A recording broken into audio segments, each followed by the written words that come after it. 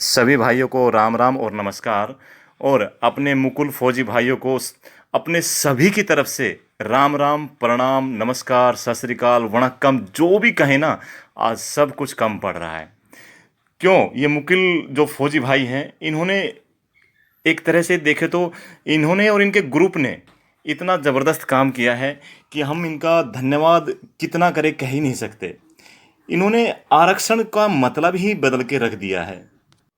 मुकुल जी, आप और आपका ग्रुप है ना, जबरदस्त कहना पड़ेगा। सरकार का एक बहुत ही सुंदर फैसला आया है दोस्तों। और फैसला जो आया है ना, उससे ये लगा लो कि कितने भाइयों को, कितने फौजियों को, कितने उनके बच्चों को अब रोजगार की जो समस्या है ना वो खत्म होने वाली है। और साथ साथ फौजी भाइयों को तो छोड़ो, जो अपने सिविलियंस भाई हैं उनके ऊपर भी ये नियम लागू होने वाला है। तो फौजी भाई, उनके बच्चे और सिविलियंस अब इस आरक्षण पद्धति के अंदर जो है ना ज़बरदस्त फ़ायदा लेंगे। अब ये फ़ायदा कैसे होगा, कौन सा कानून बदल गया है, ये आपको पूरी जानकारी बताई जाएगी, बिल्कुल आराम से बताई जाएगी। मुकुल भाई साहब के मैं संपर्क में रहता हूँ। सोनीपत के हैं या कैथल के कंफर्म मैं कह नहीं सकता, उन्होंने कभी अपना सही लोकेशन मुझे बताया नहीं, लेकिन मोबाइल पे उनसे कई बार बात होती है।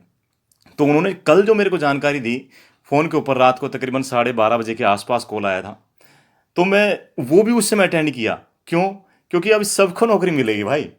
क्यों मिलेगी? क्योंकि आरक्षण का मीनिंग बदलवाने में इस मुकुल भाई साहब का जो ग्रुप है उसको सलाम है। उस ग्रुप ने पूरी की पूरी सरकार को हिला दिया है।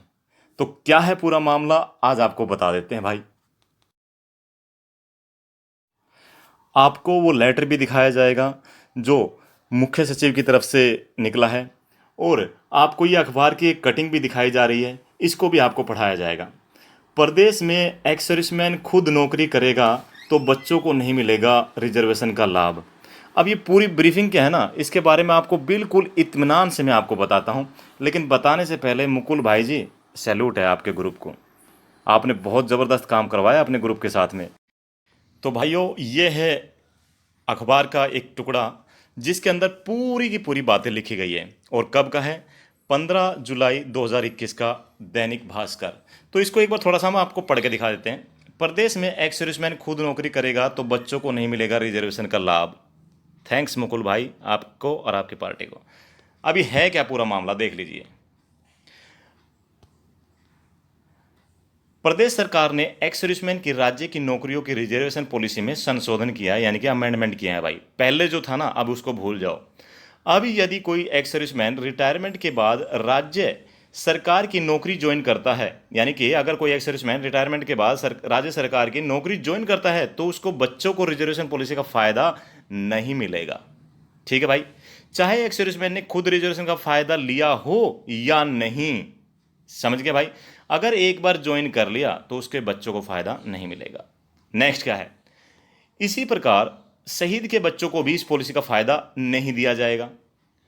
तर्क दिया है कि शहीद के परिवार के किसी एक सदस्य को कंपनसेंट अपॉइंटमेंट पॉलिसी का फायदा मिल सकता है। ठीक है भाई, यानी कि अनुकंपा के आधार पर नौकरी मिल सकती है। तो भाई, जो बार बार कोटा वाला सिस्टम था ना, बार बार एक नौकरी को ज्वाइन किया और फिर उसको छोड़ के दूसरी में चले गया, फिर तीसरी में चला गया, तो भाई भूल जाओ उस सब सिस्टम को। थैंक्स मुकुल भाई, आपको और आपकी पार्टी को। ठीक है, आपके ग्रुप ने बहुत ज़बरदस्त एक्शन करवाया गवर्नमेंट से। आगे क्या लिखा है? प्रदेश में नौकरियों में एक्स सर्विसमैन रिजर्वेशन में दिव्यांग यानी कि डिसेबल्ड भाइयों, दिव्यांग एक्स सर्विसमैन को प्राथमिकता दी जाएगी। यानी कि डिसेबल्ड को फर्स्ट प्रायोरिटी मिलेगी भाई। यदि कोई दिव्यांग आवेदन नहीं करता है तो दिव्यांग के बच्चों को प्राथमिकता दी जाएगी। यानी कि कोई डिसेबल्ड फौजी भाई अगर अप्लाई नहीं करता है तो डिसेबल्ड फौजी भाई के बच्चों को फर्स्ट प्रायोरिटी मिलेगी। आगे क्या लिखा देखिए। यदि इस कैटेगरी में भी कोई नहीं आता है, यानी कि दिव्यांग यानी कि डिसेबल्ड फौजी का बच्चा भी नहीं आता है, तो सेप वन जो फिट फॉर एक्स सर्विसमैन है, और अगर वो भी नहीं है तो एक्स सर्विसमैन के जो बच्चे हैं उनको फायदा मिलेगा इस रिजर्वेशन पॉलिसी का। भाई ये हो गया जबरदस्त काम। आगे क्या लिखा है? यह निर्देश मुख्य सचिव की ओर से, मुख्य सचिव यानी कि विजयवर्धन जी की ओर से जारी किया गया है, जिसमें कहा है कि यदि एक सर्विसमैन खुद नौकरी पा लेता है तो उसे हाई पे स्केल की नौकरी में जाने के लिए सिर्फ उम्र की छूट मिलेगी भाई। इस पॉइंट को देखना। क्या? अगर खुद नौकरी पा लेता है, यानी कि एक बार अगर उसने ग्रुप डी की ज्वाइन कर ली, तो उसे हाई पे स्केल यानी कि ग्रुप सी में जाने के लिए सिर्फ उम्र की छूट मिलेगी, उसे दोबारा कोटा नहीं मिलेगा, दोबारा आरक्षण का फायदा नहीं मिलेगा, सिर्फ उम्र की छूट मिलेगी। यह भी बढ़िया काम कर दिया। आगे क्या लिखा है, बाकी रिजर्वेशन का लाभ नहीं मिलेगा, भूल जाओ भाई। यदि एक्स सर्विसमैन योग्य होते हुए भी दोबारा नौकरी नहीं करता है, तो उसके एक ही बच्चे को रिजर्वेशन का फायदा मिलेगा। कहने का मतलब है कि आज के अखबार ने यह बता दिया है कि भाई अगर एक्स सर्विसमैन योग्य है किसी नौकरी करने में, लेकिन वो आरक्षण नहीं लेना चाहता है, तो ही उसके बच्चे को आरक्षण मिलेगा। अगर उसने आरक्षण ले लिया है तो भाई उसका बच्चा भूल जाए कि उसके पापा का रिजर्वेशन उसको मिल जाएगा, नहीं मिलेगा। ठीक है, तो ये तो थी अखबार की कटिंग। अभी आपको दिखा देते हैं जो अपने मुख्य सचिव जी के ऑफिस से लेटर जारी हुआ है, उसमें क्या लिखा है। Just a minute.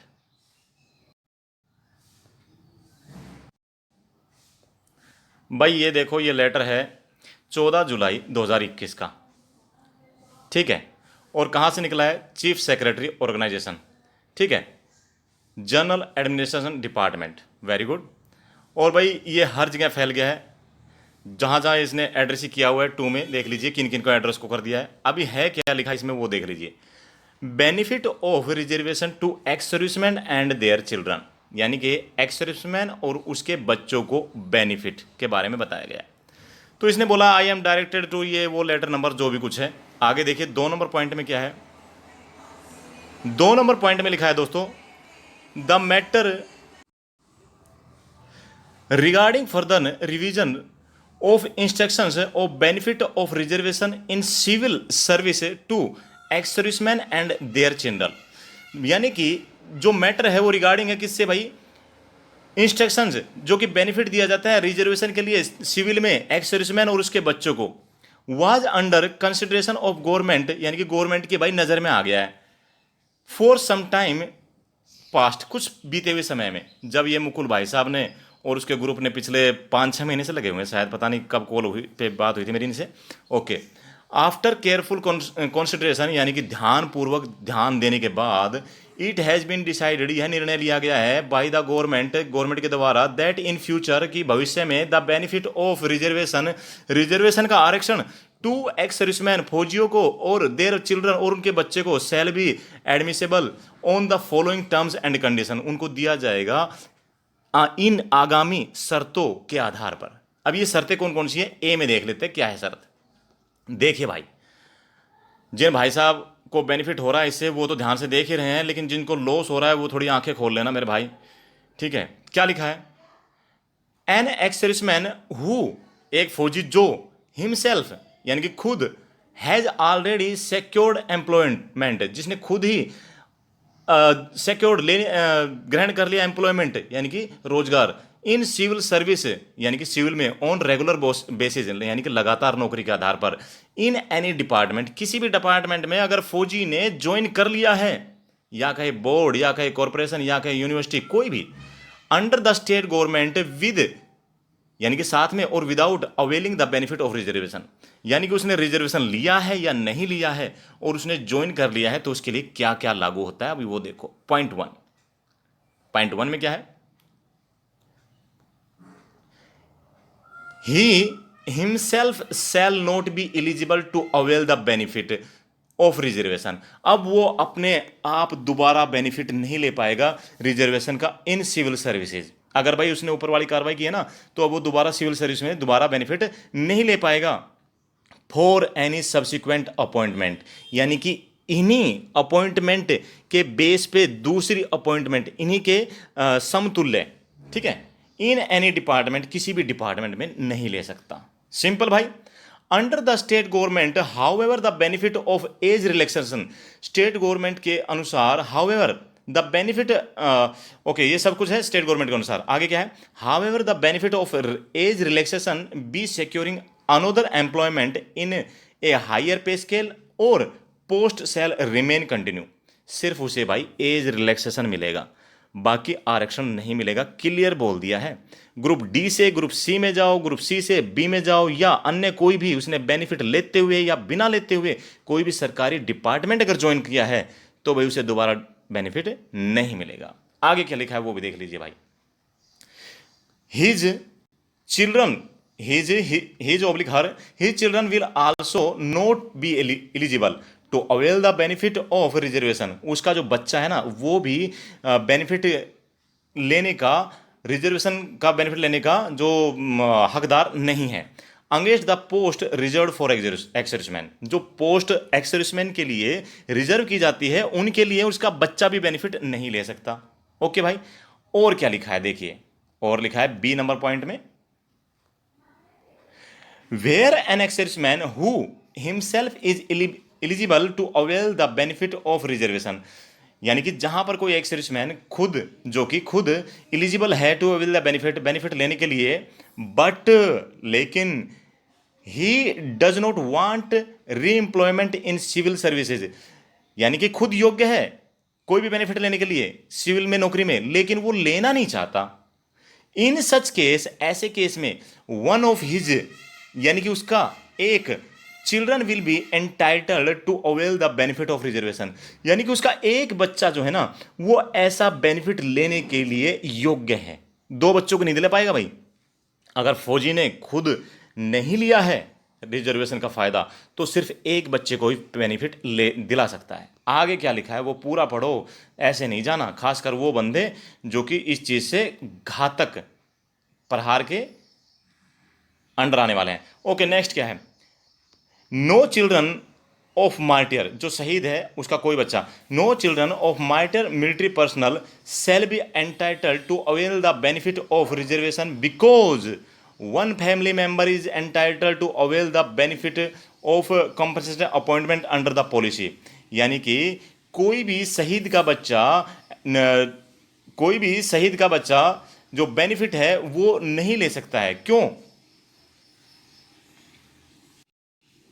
क्योंकि वन फैमिली मेंबर, केवल एक ही फैमिली मेंबर इज एंटाइटल्ड के लिए लागू होता है टू अवेल द बेनिफिट लेने का, benefit of compensate appointment under the policy. Okay भाई, समझ गए सारी बात। नेक्स्ट डी पॉइंट में क्या लिखा है वो भी देख लीजिए, ये तो पढ़ना बहुत ही जरूरी है। हाँ जी, ये लिखा है the policy list for recruiting agency for appointment of ex serviceman और their children against the post reserve of ex serviceman shall be as under. अभी एक्स-सर्विसमैन के लिए जो पोस्ट रिजर्व की जाती है गवर्नमेंट के द्वारा, वो इस तरह से उनका बेनिफिट ले सकता है, वो थोड़ा देख लो। नंबर एक पॉइंट में क्या है, डिसेबल एक्स-सर्विसमैन द पोस्ट या फिर the post for which they are physically fit, जिसके लिए जो डिसेबल्ड एक्स-सर्विसमैन है ना, अगर वो फिजिकल फिट है तो इसका फायदा लेगा। Next, failing children of disabled ex serviceman, अगर डिसेबल एक्स-सर्विसमैन नहीं आता है तो उसका बच्चा फायदा लेगा। ओके, नेक्स्ट क्या है, failing other ex serviceman who are eligible for reemployment in civil service, यानी कि अगर डिसेबल्ड का बच्चा भी नहीं आता है तो जो सेप वन है ना फौजी, वो इसका फायदा लेगा।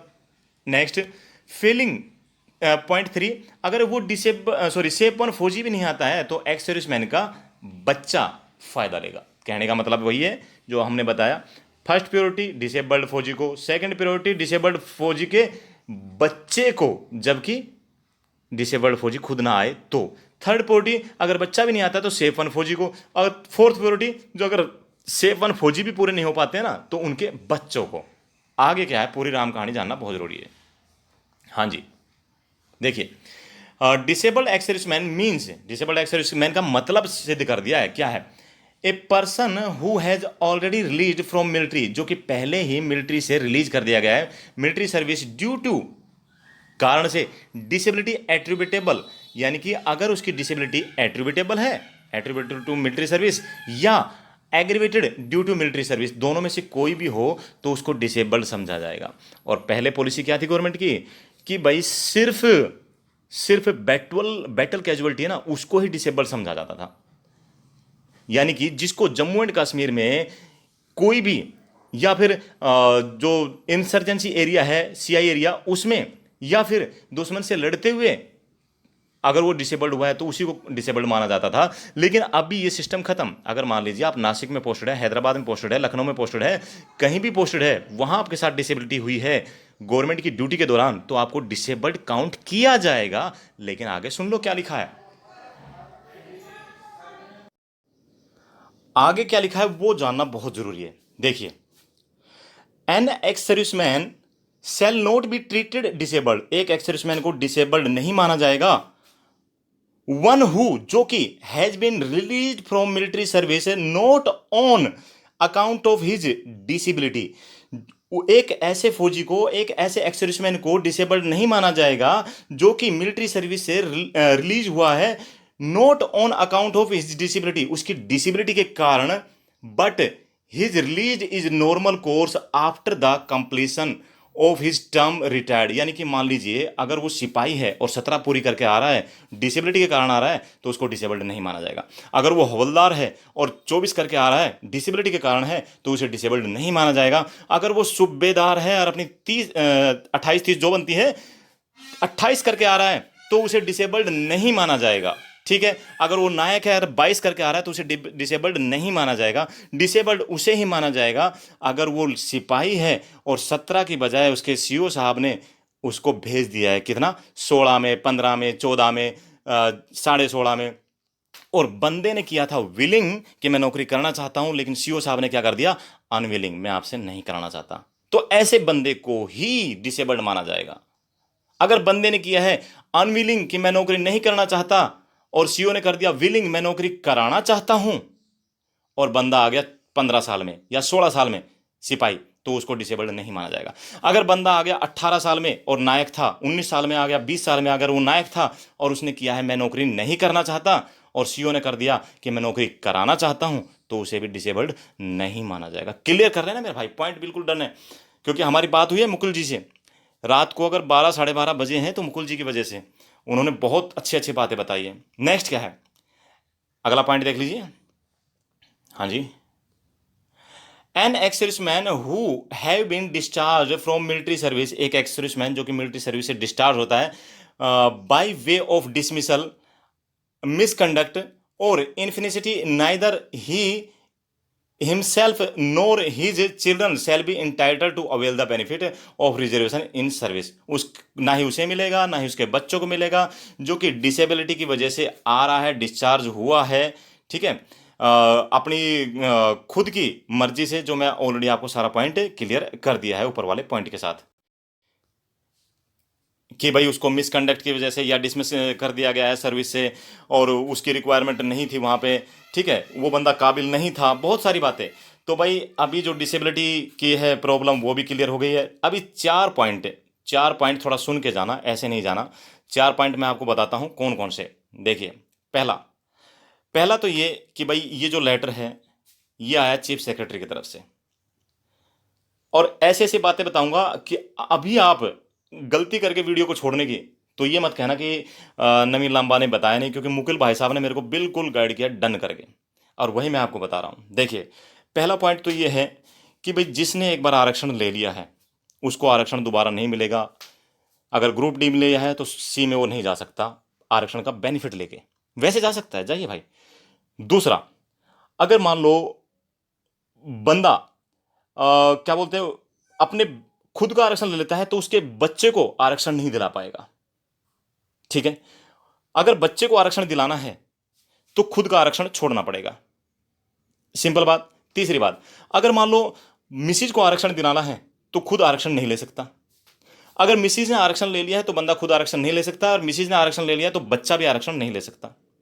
अगली बात, और बहुत ही इंपॉर्टेंट, वेरी वेरी इंपॉर्टेंट बात, अभी आपका मान लीजिए सिलेक्शन हुआ था क्लर्क में और आप नौकरी कर रहे हो हरियाणा क्लर्क में, आगे भविष्य में आ रही है एसआई की पोस्ट, आगे भविष्य में आ रही है पटवारी की पोस्ट, भविष्य में आ रही है ग्राम सचिव की पोस्ट।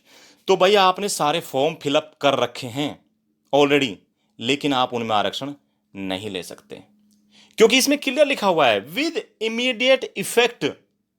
भूल जाइए भाई, विद इमीडिएट इफेक्ट यानी कि आज से लागू होता है, पिछली बातों को भूल जाओ। जोर जोर से ये नहीं चिल्लाना है कि मैंने तो पहले ही फार्म भर रखे थे, मैं आगे भविष्य की सारी उसमें ले सकता हूं। अगर आप मेरे को पहले बताते, आपने मुझे पहले जानकारी दी होती तो मैं क्लर्क में नहीं जाता। ठीक है, मैं आरक्षण नहीं लेता पुलिस में, मैं तो एसआई में लेता, मैं ये करता, मैं वो करता। भाई भूल जाइए, गवर्नमेंट है, गवर्नमेंट जैसे नियम बनाएगी ना वैसे मानना पड़ेगा। ठीक है भाई। तो मैं एक जरूर एक आपको हल्की सी गाइडेंस देना चाहता हूँ और राय देना चाहता हूँ। इस राय को आप मानो या ना मानो, लेकिन ये फायदा देने वाली है 100%। कैसे? मान लीजिए आज तक आपका किसी में भी सिलेक्शन नहीं हुआ है, आप फौजी हैं, एक्स सर्विसमैन है, आपका सिलेक्शन नहीं हुआ है। आपने अभी पुलिस का फार्म भर रखा है, आपने अभी पटवारी का फार्म भर रखा है, आपने अभी ग्राम सचिव का फार्म भर रखा है, आपने अभी कनाल पटवारी का फार्म भर रखा है। लेकिन सबसे पहले जो एग्जाम है वो है हरियाणा पुलिस का। ठीक है। तो इसकी ज्वाइनिंग जो है गवर्नमेंट जल्द देने वाली है। और पटवारी के, कैनाल पटवारी के, ग्राम सचिव को वो एग्जाम है कई महीने बाद, और उसकी भी कोई गारंटी नहीं है कब होंगे। और आप सोचो कि भाई अगर मैंने पुलिस में आरक्षण ले लिया तो मुझे पटवारी सचिव में आरक्षण नहीं मिलेगा। और हो सकता है मेरे भाई यहाँ आप अभी ज्वाइनिंग ना लो और उसमें भी आपको भाई फौजी और तेज तर्राट मिल जाए, एयरफोर्स नेवी वाले। मैं तो खैर आर्मी में इतना पढ़ा लिखा नहीं हूँ मेरे भाई, मुकुल भाई साहब की तरह। तो हो सकता है कि आपका वहाँ भी सिलेक्शन ना हो पाए क्योंकि वैकेंसी कम है। तो आप वहाँ से भी गए और पुलिस से भी गए। तो भाई जहाँ मिल जाए ना वहाँ पे ले लो। भाई सीधी बात है, ये नवीन भाई तो अभी पुलिस की नौकरी को ज्वाइन करने वाला है 100%। भाई ग्राम सचिव और कैनाल पटवारी जाए मेरी तरफ से, वो वाली पोस्ट है गड्ढे में, मैंने कोई मतलब नहीं। अभी इस पुलिस में ज्वाइन करूंगा। क्यों? मुझे पता है जब क्लर्क के एग्जाम में मेरे इतने कम नंबर थे तो भाई पटवारी और ग्राम सचिव में तो बहुत नीचे जाएंगे। तो भाई हरियाणा पुलिस की नौकरी ज्वाइन कर लो। और उसका वेट आपने करना है तो इच्छा आपकी, नहीं करना तो आपकी इच्छा। नवीन भाई का काम था बताना। ठीक है। क्योंकि अगर आपने ये पुलिस की नौकरी नहीं ज्वाइन की और छोड़ दी ग्राम सचिव और कनाल पटवारी के चक्कर में, तो भाई साहब भविष्य का कोई भरोसा नहीं। ये मत कहना कि नवीन अपना फ़ायदा उठाने के लिए ये ऐसा कर रहा है। ना ना ना भाई, मेरे लिए वही लागू होता है जो आपके लिए लागू होता है। तो एज ए वेल विशर मैंने सिर्फ गाइड किया है, बाकी आपकी मर्जी है, बाकी आपकी इच्छा है। और अखबार की कटिंग भी दिखा दी, पूरा आपको लेटर भी दिखा दिया। और जितना हो सके ना इसको अभी शेयर कर देना। अभी इससे फ़ायदा डिपेंडेंट को होगा।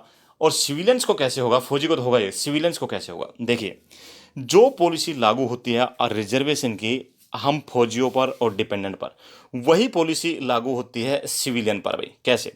अभी उनको 5 नंबर का, 3 नंबर का जो फ़ायदा होता था वो एक बार ले लिया, गवर्नमेंट चेक नहीं कर रही है, फिर दोबारा ले लिया, ना मुन्ना ना। अभी आपको जो उस नंबरों का फ़ायदा भी एक बार ही मिलेगा। जो बोलते हैं ना EWS में आते हैं, घर में कोई जॉब नहीं है, फादर कम एज में एक्सपायर होगी, तो भाई उनको भी एक बार ही मिलेगा इन चीज़ों को बेनिफिट। अगर उसने ग्रुप डी में बेनिफिट ले लिया है बच्चे ने, तो ग्रुप सी में उसको नहीं मिलेगा, अभी भूल जाओ। अगर सी में ले लिया है तो बी में नहीं मिलेगा, एक बार ही मिलेगा। सी में एक बार ले लिया है तो दोबारा सी की जो कोई भी जॉब निकलेगी उसमें वो फिर बोले कि मुझे नो फादर का, मुझे नो जॉब का, मुझे इसका उसका बेनिफिट दो, नहीं मिलेगा। सिर्फ एज रिलैक्सेशन ही मिलेगा। ऐसे ही फौजियों के लिए भी है, एज रिलैक्सेशन ही मिलेगा, बार बार रिजर्वेशन नहीं मिलेगा। ओके, उम्मीद है आपको ये बहुत पसंद आया होगा। दोस्तों में शेयर करना ना भूलें। थैंक्स मुकुल भाई, आपको और आपके ग्रुप को। बगैर ग्रुप के लीडर आगे नहीं चल सकता। आप बहुत ही भाग्यशाली हैं कि आपके साथ एक इतना ज़बरदस्त ग्रुप था। ग्रुप के बगैर कभी लीडर आगे नहीं बढ़ सकता। लीडर लीड कर लेगा लेकिन बगैर ग्रुप के लीडर आगे नहीं बढ़ सकता। और इतना ज़रूर कहूँगा, एक बार अपना एड्रेस ज़रूर दे देना फ़ोन करके, ताकि हम सब आपसे आके वहाँ पे मिले और आपको थैंक यू बोले। ओके, जय हिंद, जय भारत, वंदे मातरम। आपका दिन शुभ रहे, आप स्वस्थ रहें।